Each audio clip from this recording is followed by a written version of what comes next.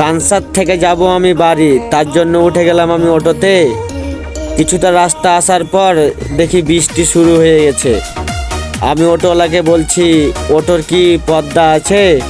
সে আমাকে বলছে হ্যাঁ ভাই আছে, লাগিয়ে এলেন।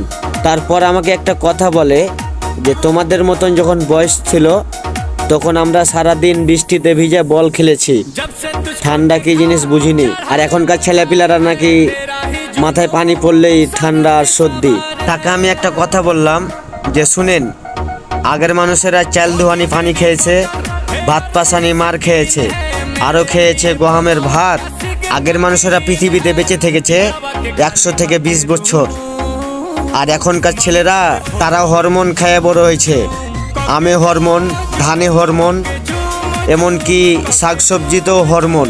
তাহলে এখনকার ছেলেগুলোকে সর্দি জ্বর হবে না তো কি হবে?